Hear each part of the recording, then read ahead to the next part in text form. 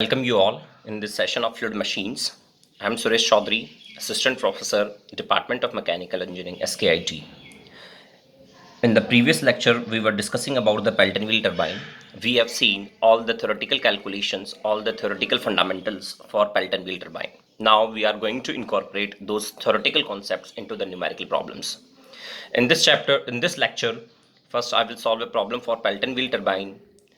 I expect that you probably will be solving more and more numerical problems from the topic. So let us solve a problem first from the Pelton wheel turbine. The problem is like that. A Pelton wheel is working under gross head of 400 meter.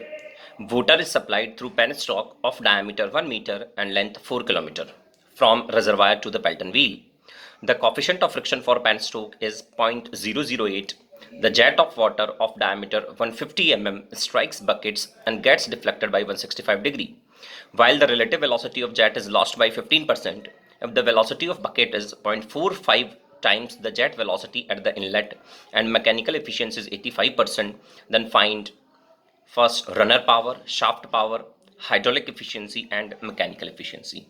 Now let us solve this problem. Please observe very carefully. First of all, I will write the given parameters. What is given actually? The first of all, a gross head of 400 meter is given to us. The gross head of 400 meter is given to us. Observe over here, a gross head of 400 meter. Then the diameter of the penstock, I'm using star mark for penstock. The diameter of the penstock is 1 meter. The penstock is of 1 meter diameter. The length of the penstock is 4 kilometers. The length of the penstock is 4 kilometers. 4 kilometers meaning 4000 meter. Next, the friction coefficient is given as 0.008. Therefore, the friction factor, Darcy's friction factor F would be 4 times of F dash, that is 4 multiplied by 0.008, that is 0.032. This is the friction factor. Now the diameter of jet, this is the friction coefficient of friction. When it is multiplied by 4, it becomes friction factor. The diameter of jet is 150 mm. The diameter of the jet is 150 mm, which is 0.150 meter. The jet is deflected by an angle of 165 degree. This is delta is equals to 165 degree. The relative velocity, please observe over here, the relative velocity of the jet is lost by 15%. Means that VR2 would be 0.85 times of VR1 because the relative velocity has been lost. Why the relative velocity has been lost? Because the vane is frictional. The vane is rough, it is not smooth. If the vane would have been smooth, then VR2 and VR1 would have been equal. But the problem itself states that the relative velocity is lost by 15%. That is, the relative velocity at exit is 0.85 times the relative velocity at inlet. Please. Next, what is given? The U speed of the bucket is 0.45 times the jet velocity at inlet. U is given over here, 0.4 times the jet velocity at the inlet, and the mechanical efficiency is also given as 0.85. These given parameters have been listed down very carefully. Now let us solve the problem. The solution, let's begin the solution of the problem. We would probably start from, we know that the net head H is given by,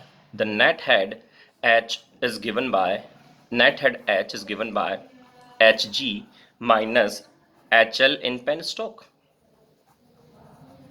So H can be written as Hg minus HL in penstock is FL V square by 2d star G, where V is the velocity of flow inside the penstock. Okay. Now note down, H equals to Hg is 400 minus F is 0.032, L is 4 kilometers, V star we do not know, divided by 2 multiplied by D star is 1 and G is 9.81. Solving this equation, we will have H equals to 400 minus 6.5239 V star square. Okay, now let us, this is equation 1. Now let us apply continuity equation. Applying continuity equation at penstoke, at any section of the penstoke and exit of the nozzle,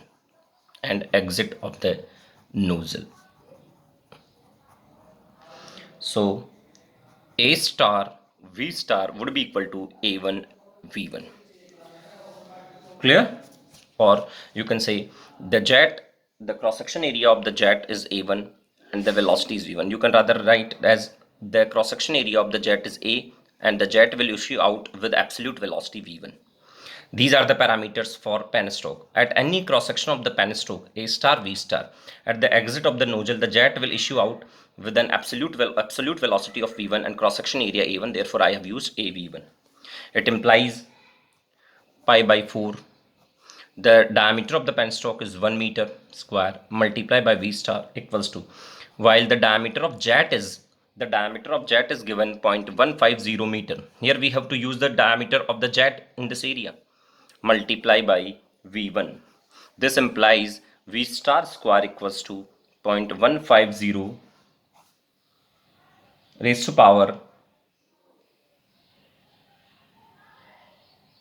4 into V1 square. When equation is solved, you will get this. This is equation 2. We have H can be calculated if V star is calculated. Now V star, and we have related V star with the absolute velocity V1. Now we know that CV, since CV is given by V1 upon root of 2GH.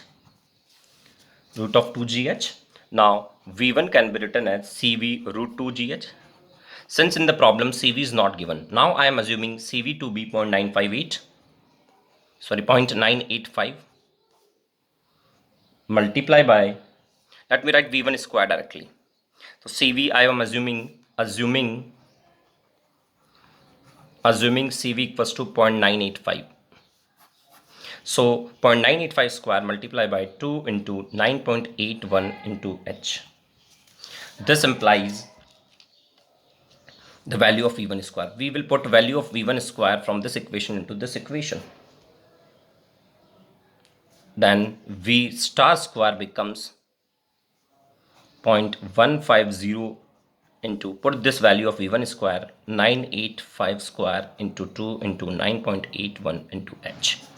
This implies V star square equals to 9.6369 multiplied by 10⁻³ into H. This is the expression for V star. What I have done, I have related V star and V1 using continuity equation. Then I use the formula for CV. From here, V star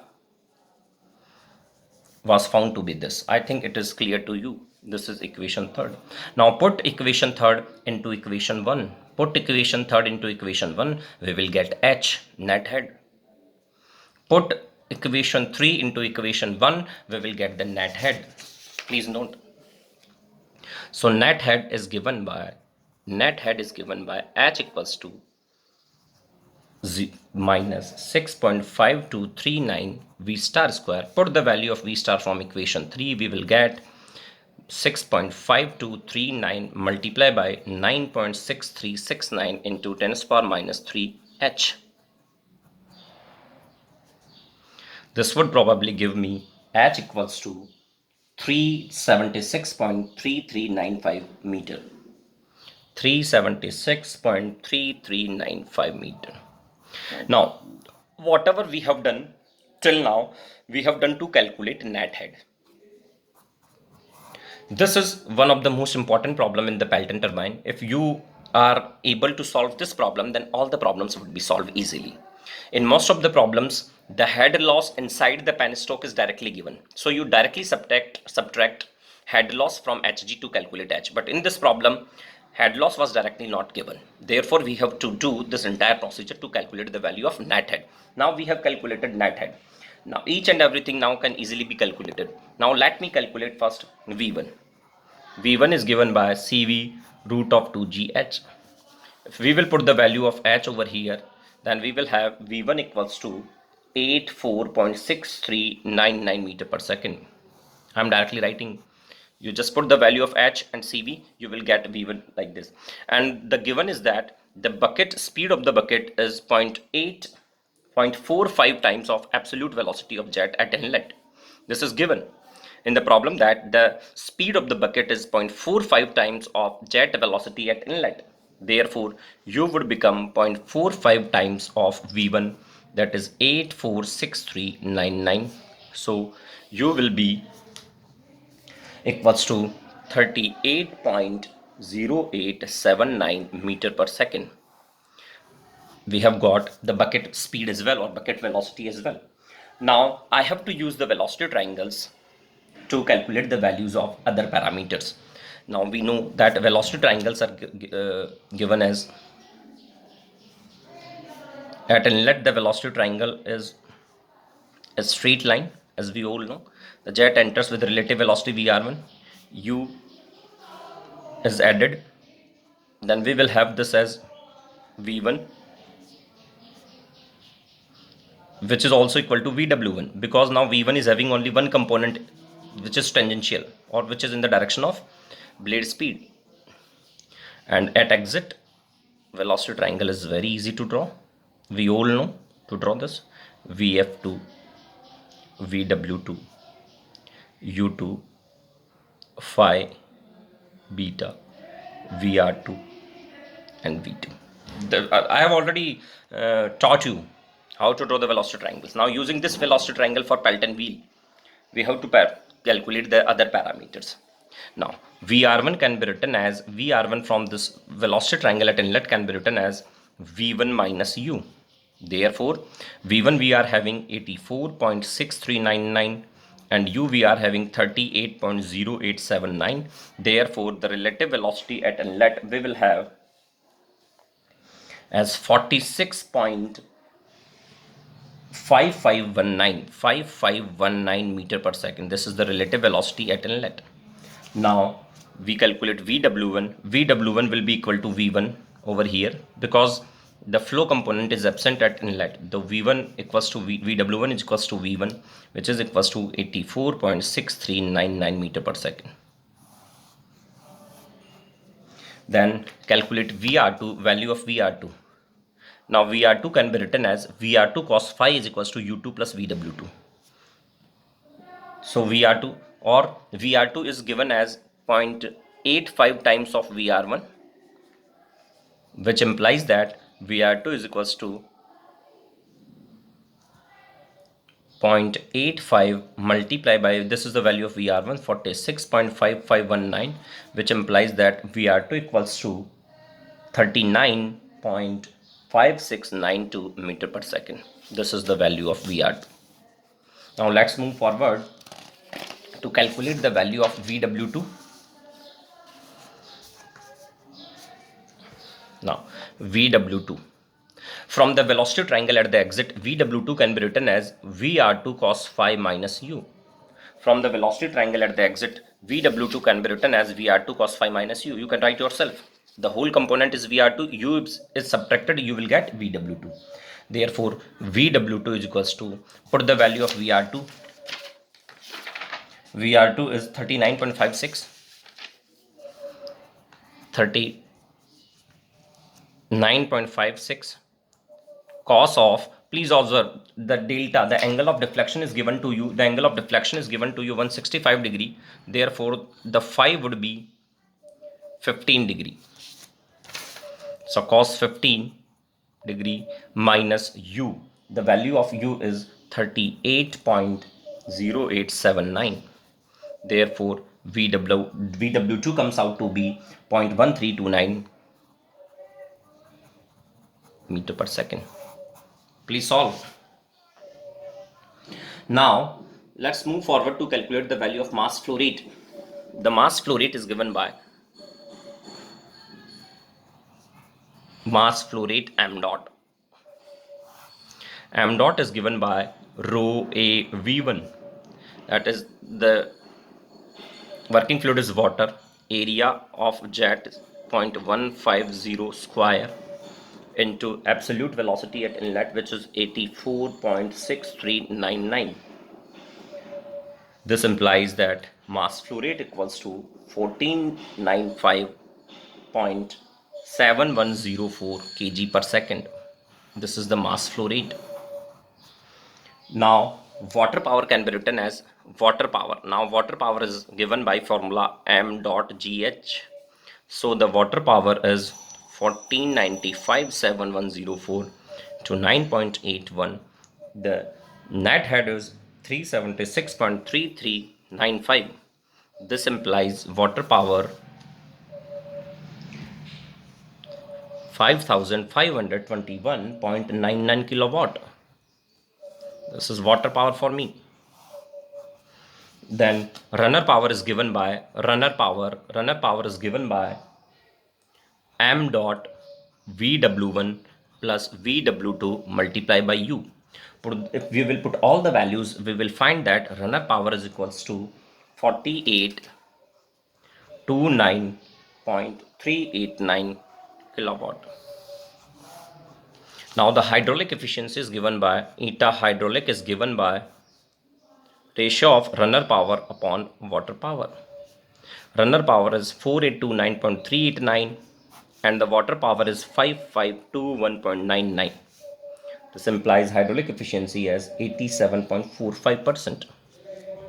And overall efficiency is given by eta hydraulic into eta mechanical multiply hydraulic and mechanical efficiencies, we will have eta overall to be 74.83%. And once eta overall is known, the shaft power can be calculated. Eta overall is given by shaft power upon runner power, shaft power over water power. The eta overall efficiency is given by shaft power upon water power. From here, shaft power can be written as overall efficiency multiplied by water power, which implies shaft power is 4104.98 kilowatt. Please, 98 kilowatt. That is how we have completed the numerical problem. So you have to calculate first of all the unknown parameters. You have to use the velocity triangles to get the values of some of the geometric parameters or some of the velocities you can find with the help of velocity triangles. Putting the values, you can solve. The problem is a little bit lengthier, but please note the problem is very easy. If you know all the formulas, if you know to draw the velocity triangles at inlet and exit, the problem can easily be solved. Okay, thank you. I expect you all to solve more and more numerical problems from the Pelton wheel turbine. Thank you very much.